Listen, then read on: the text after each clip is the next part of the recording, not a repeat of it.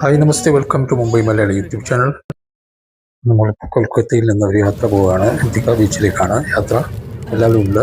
ഞങ്ങൾ എൻ്റെ മകളുടെ ഭർത്താവിൻ്റെ ഫാമിലി മെമ്പേഴ്സൊക്കെ ഉണ്ട്.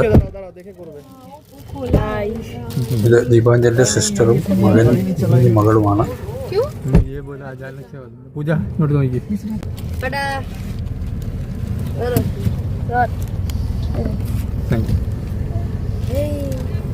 അവരുടെ ഗ്രാമത്തിലെ വീടിൻ്റെ വെടിവശമാണ്. അതിൻ്റെ ഫ്രണ്ടിൽ ചെറിയ ചെറിയ പഴയ കടകളൊക്കെ അതിൻ്റെ ഫ്രണ്ടിൽ പാർക്കിംഗ് ബസ്സൊക്കെ കിടപ്പുണ്ട്. ഒരു ചെറിയ മൈതാനം പോലെ അവിടെ ഒരു മറ്റൊരു വണ്ടിയോടെ പാർക്ക് ചെയ്യുന്നുണ്ട്. അവിടെ ദീപാഞ്ജലിൻ്റെ സിസ്റ്ററിൻ്റെ ഹസ്ബൻഡ് അദ്ദേഹമാണ് കയറിപ്പോയത്. ഇത് അവരുടെ ദീപാഞ്ജലിൻ്റെ കസിൻസാണ്. ഒരാൾ ഫ്രണ്ടിലിരിക്കുന്നു, ഒരാൾ കയറാൻ തുടർന്നു.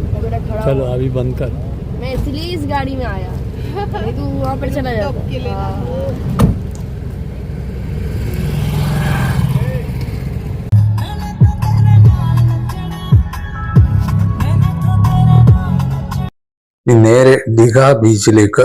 ഇവിടെ ബേ ഓഫ് ബംഗാളിൽ ഉള്ള ഒരു ബീച്ചാണ്. ഏകദേശം ഒരു 30-40 കിലോമീറ്റർ ഓടിച്ച് പോകണം വണ്ടി. അങ്ങനെ പോവുകയാണ്. അപ്പോൾ ഗ്രാമപ്രദേശത്തെ ആ കാഴ്ചകൾ, വളരെ ഭംഗിയുള്ള കാഴ്ചകൾ ഒപ്പിക്കൊണ്ടാണ് ഞാൻ ക്യാമറയിൽ എടുത്തുകൊണ്ടാണ് പോകുന്നത്. ഇത് അവിടെ കൃഷിയിടങ്ങളൊക്കെയാണ്. നെല്ലൊക്കെ ഇവിടെ ധാരാളം കൊയ്യുന്നുണ്ട്. 2 കൃഷിയൊക്കെ ചെയ്യാറുള്ളൂ ഒരു വർഷം. ഇവിടെ പാടങ്ങൾ ഇങ്ങനെ കിടക്കുകയാണ്. നമ്മുടെ നാട്ടിലെ പോലെ കൃഷി ചെയ്യാത്ത ഇടമൊന്നുമില്ല അധികം. മിക്കവാറും എല്ലാവരും കൃഷി ചെയ്യുന്നവരാണ്. ഇവിടെ അരിയാഹാരം കഴിക്കുന്നവർ തന്നെയാണ് ബംഗാളികൾ. ഇതാ ഇപ്പോൾ ദിഘ ബീച്ചിന് അടുത്തെത്താറായി എന്നുള്ള വലിയ ആർച്ച് അവിടെ കാണാം. ഇതാണ് അവിടെയൊക്കെയുള്ള ലാൻഡ്മാർക്ക്. അവിടെ എത്താറായി. അപ്പോൾ സൈഡിൽ സൂര്യൻ അസ്തമിക്കാറാകുന്നു. നമുക്ക് സൂര്യപ്രകാശം ഉള്ളപ്പോൾ തന്നെ അവിടെ ചെല്ലണമെന്ന് ആഗ്രഹം ഉണ്ടായിരുന്നു. കഴിഞ്ഞ തവണ ഞങ്ങൾ 6 മാസങ്ങൾക്ക് മുമ്പേ വന്നപ്പം സന്ധ്യ ആയിപ്പോയി ഇവിടെ വന്നപ്പം. ഇപ്പൊ ഇരുട്ടത്ത് വീഡിയോ ഒക്കെ എടുക്കുക വളരെ ബുദ്ധിമുട്ടാണ്. എന്തായാലും ഇപ്പോൾ ഡേ ടൈമിൽ തന്നെ നമുക്ക് വീഡിയോ എടുക്കാം. ഇതിപ്പം അതിനടുത്തുള്ള സ്ഥലങ്ങളിലൊക്കെ വീതിയുള്ള റോഡുകൾ, ഒരു 3 വരിപ്പാത 6 വരിപ്പാതയൊക്കെ കാണുന്നുണ്ട്.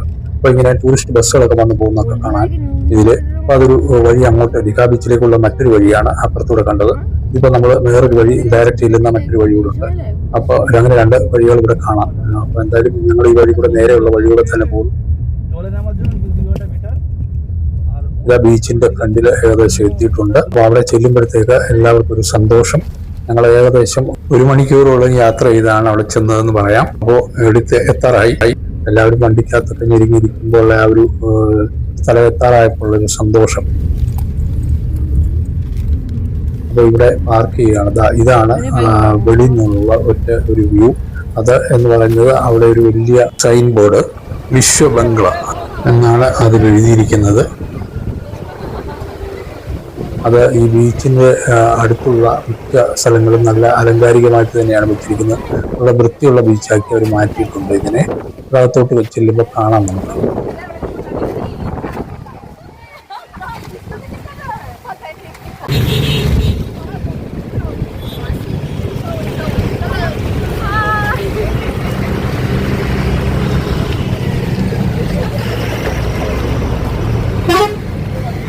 ഞങ്ങളിങ്ങനെ അകത്തേക്ക് ബീച്ചിലേക്ക് നടന്നു പോയിക്കൊണ്ടിരിക്കുകയാണ്. അപ്പൊ സന്ധ്യ ആകുമ്പോഴാണല്ലോ ബീച്ചിൽ ആള് കൂടുന്നത്. ഇവിടെ കച്ചവടവും നല്ല തകൃതിയായി നടക്കും. ഇങ്ങനെ ഓരോ സാധനങ്ങളൊക്കെ നോക്കിയെടുത്തൊക്കെ പോവുകയാണ്. അത് എല്ലാം നോക്കിക്കൊണ്ട് കാഴ്ചകളൊക്കെ കണ്ടുകൊണ്ട് ഉള്ളിലേക്ക് പോവുക. തിരിച്ചു വരുമ്പോൾ എന്തെങ്കിലും വാങ്ങിക്കാനുണ്ടെങ്കിൽ വാങ്ങിക്കുകയും ചെയ്യാമല്ലോ. ഇല്ല, ഈ വരുന്ന എൻ്റെ മകളും ദീപാഞ്ജലിൻ്റെ ഒരു കസിൻ കുട്ടിയുമാണ്. അവർ കൂട്ടുപിടിച്ച് അങ്ങനെ നടക്കുകയാണ്. ഒരു കുഞ്ഞ്, അത് ദീപാഞ്ജലിൻ്റെ സിസ്റ്ററിന്റെ മകളാണ് കയ്യിലെടുത്തിരിക്കുന്നത്. ദീപാഞ്ജലിന്റെ കസിൻ അടുത്തോട് നടക്കുന്നത്. ഇവരെല്ലാം ഇവിടെ ഞങ്ങൾ കല്യാണത്തിന് വന്നതാണ്. ഇവിടെ നമ്മളെ നാട്ടില് കല്യാണം നടത്തിയപ്പോൾ അവളുടെ. അപ്പൊ എന്തായാലും നല്ല സൗഹാർദ്ദമാണ്. എല്ലാവരുമായിട്ടും നല്ല പരിചയം കിട്ടി. ഇവിടെ ഒന്നുകൂടെ 6 മാസത്തിന് മുമ്പെയാണ് ഞങ്ങൾ വന്നത്. ഈ ബീച്ചിൽ വന്നതാണ്. ഞാൻ പറഞ്ഞ പോലെ അന്നത്തെ വീഡിയോ വളരെ ക്ലിയർ ആയിരുന്നില്ല സന്ധ്യയ്ക്ക് വന്നപ്പോൾ. ഇതിപ്പോൾ നല്ല ക്ലിയർ ആയിട്ട് എടുക്കാം. ഈ ടൈമിൽ കാണാം കാഴ്ചകൾ.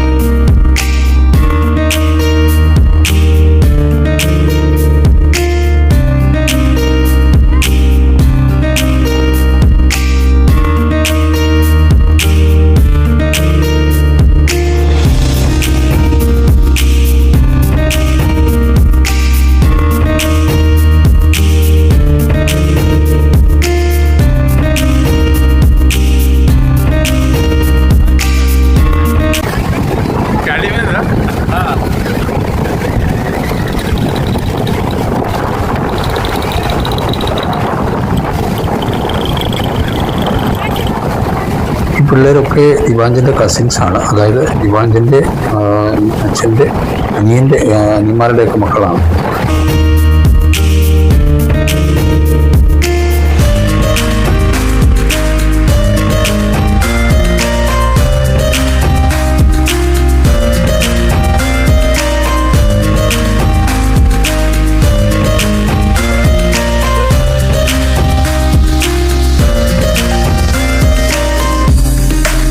ഇത് ഈ ബേ ഓഫ് ബംഗാളിൻ്റെ തീരത്തുള്ള ഈ ബീച്ച്, ഡിഗ ബീച്ച്, ഇവിടെ ശക്തമായ കാറ്റ് മിക്കവാറുണ്ടെന്നാണ് പറയുന്നത്.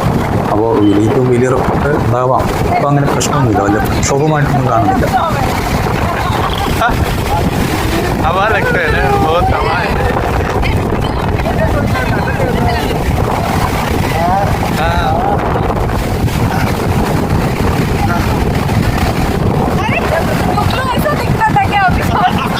हमें भी अभी दिक्कत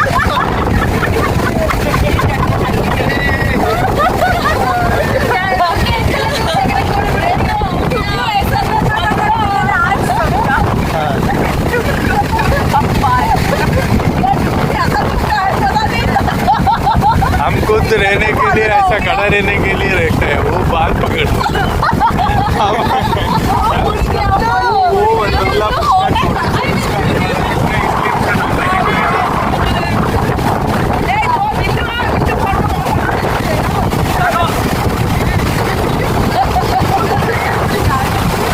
എന്തായാലും ഈ കാറ്റും ഈ കടൽത്തീരും ആസ്വദിക്കുക തന്നെ എല്ലാവരും ഒക്കെ ഇരിപ്പിടമൊക്കെ ഉറപ്പിച്ചു. അപ്പം നല്ലതായിട്ട് എൻജോയ് ചെയ്യുക എന്നുള്ളതാണ്. പലരും അവിടെ ഇവിടെയൊക്കെ ഇരുന്ന് എൻജോയ് ചെയ്യുന്നു, വണ്ടി കുറിക്കുന്നു ഒക്കെ ചെയ്യുന്നുണ്ട്, സാധാരണ ബീച്ചുകളിലൊക്കെ തന്നെ. അപ്പോൾ അങ്ങോട്ടും ഇങ്ങോട്ടും ഒക്കെ മാറിയൊക്കെ നിന്ന് ഫോട്ടോ എടുക്കുന്നു, ഇതൊക്കെ തന്നെയാണ്. പിന്നെ കടലിൻ്റെ ഒരു ഭംഗിയൊക്കെ എടുക്കുക, അതിന് പ്രത്യേകതയാണല്ലോ എപ്പോഴും. അത് തന്നെയാണ് ഞാനും ചെയ്തുകൊണ്ടിരിക്കുന്നത്.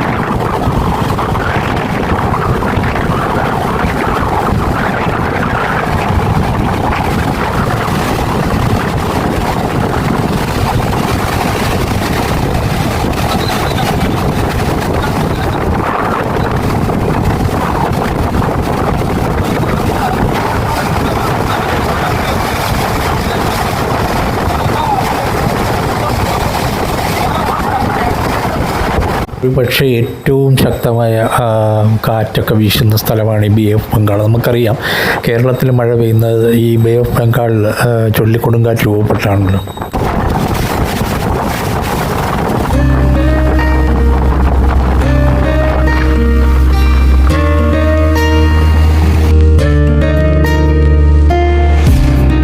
ഇപ്പോൾ ഏകദേശം ഇരുട്ടി തുടങ്ങി. എല്ലാ കെട്ടിടങ്ങളിലും എല്ലാ ചെറിയ സ്തംഭങ്ങളിലും ഒക്കെ ഇങ്ങനെ ദീപാലങ്കാരങ്ങളൊക്കെ ഉണ്ട്. അതൊക്കെ ലൈറ്റൊക്കെ തെളിഞ്ഞു.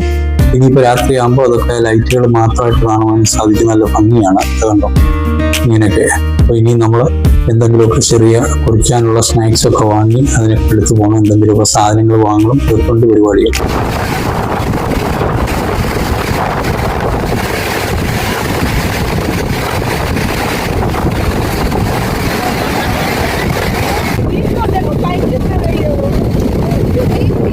ഇരുട്ടുന്നതിന് മുമ്പ് എല്ലാവരും ഫോട്ടോകളൊക്കെ എടുക്കുകയാണ്, സെൽഫി എടുക്കുക.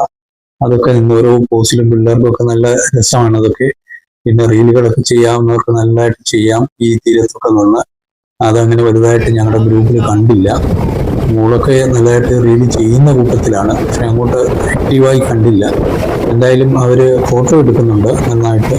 പല പോസിലൊക്കെ നിന്നുള്ള ഫോട്ടോകൾ, നല്ല ഭംഗിയുള്ള ലൊക്കേഷൻ കണ്ടോ. ആ നീലാകാശവും ആ നീലക്കടലും ഒക്കെ അതുപോലുള്ള അവർ ഭംഗിയിലേക്ക് വന്നിരിക്കുകയാണ്. സന്ധ്യ ആയപ്പോഴത്തേക്ക് നല്ല ഭംഗിയുണ്ട് ആ കാഴ്ചകൾ കാണാനായിട്ട്. അതൊരിക്കൽ കൂടി ക്യാമറയിൽ ഇട്ടിട്ടുണ്ട്. പിന്നെ നമുക്ക് സ്നാക്സിൻ്റെ ഒക്കെ കടകളിലൊക്കെ പോകാം മുന്നോട്ടെന്ന് വിചാരിക്കുന്നു.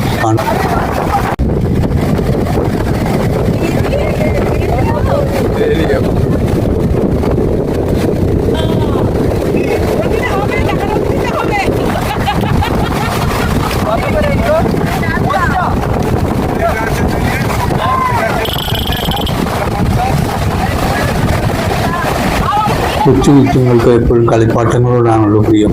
അപ്പോൾ ഇങ്ങനെ ലൈറ്റൊക്കെ കത്തുന്ന കളിപ്പാട്ടം കൈക്കിട്ടപ്പോൾ ആ കുട്ടിയുടെ ഒരു ഉത്സാഹം കണ്ടോ കുഞ്ഞിൻ്റെ. നല്ല രസമാണ് അവർക്കതൊക്കെ.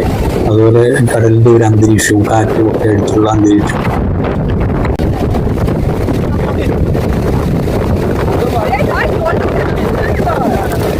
ഇവിടെ ചെറിയ കൊറിയ ഐറ്റംസും ഒക്കെ ആയിട്ട് ആൾക്കാർ വന്നിട്ടുണ്ടായിരുന്നു. എല്ലാവരും വാങ്ങിച്ച് അത് കഴിച്ചുകൊണ്ടിരിക്കുകയാണ്. അപ്പം അത് എൻജോയ് ചെയ്ത് ഇങ്ങനെ അവിടെ ഇരുന്ന് അതൊക്കെ കുറേശ്ശെ ഇങ്ങനെ കഴിച്ചുകൊണ്ടിരിക്കുമ്പോൾ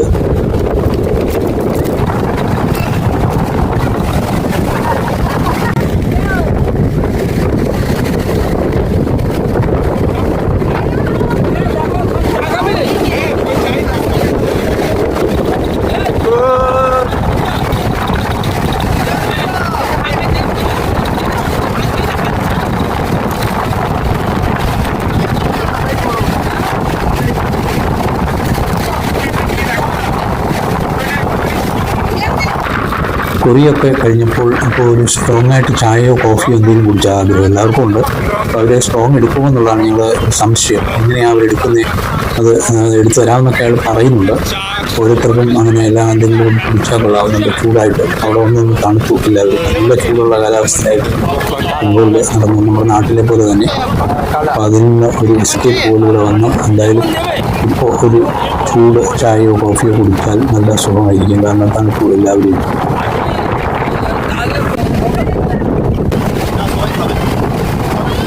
ഇപ്പം ഇരുട്ട് കനക്കുന്തോറും ഇവിടെ തിരകൾക്ക് ശക്തി കൂടി വരുന്നതായിട്ട് കാണുന്നുണ്ട്.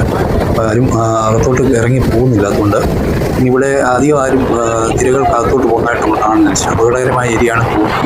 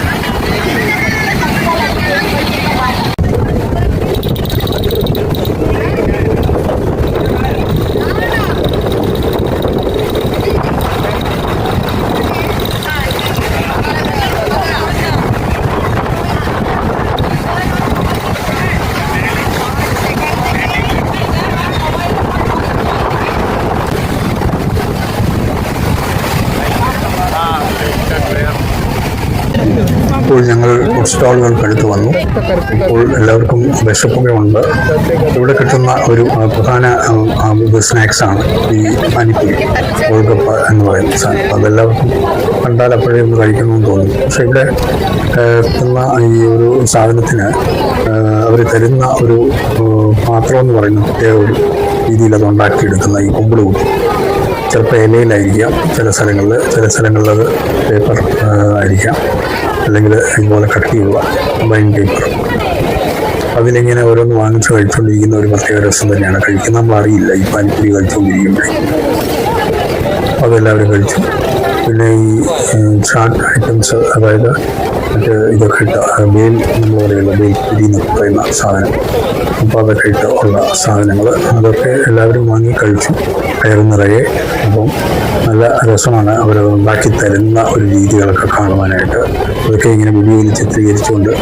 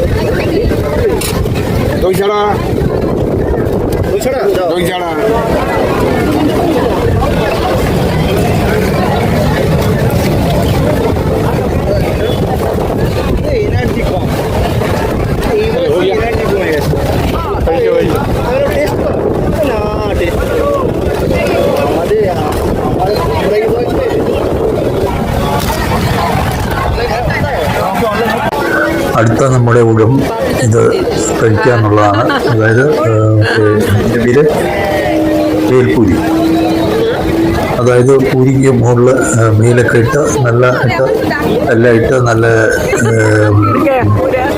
മധുരവും പുളിയും എരിവും എല്ലാം കാണും അതിൽ. നല്ല അതൊക്കെ കഴിക്കണമെങ്കിൽ ഒരു കലാപരമായിട്ട് വേണം കഴിക്കാൻ. നമ്മൾ എടുത്ത് കഴിക്കുന്നത് തന്നെ വായിക്കകത്ത് ഇട്ട് കഴിയുന്നിടം വരെയും അതിൻ്റെ ഒരു കലാപരമായ രീതിയിൽ എടുക്കുകയൊക്കെ ചെയ്യണം. ഞാനിപ്പോൾ ഇവിടെ പറഞ്ഞുകൊണ്ടിരിക്കുന്നത് ഞങ്ങൾ. അപ്പോൾ ഇതിപ്പോൾ കൈ കൊണ്ട് എടുത്ത് കഴിക്കുന്നതാണ് നല്ലതെന്നാണ് എല്ലാവരും പറയുന്നത്. അപ്പോൾ അങ്ങനെ ഇതാണ് കറക്റ്റ്.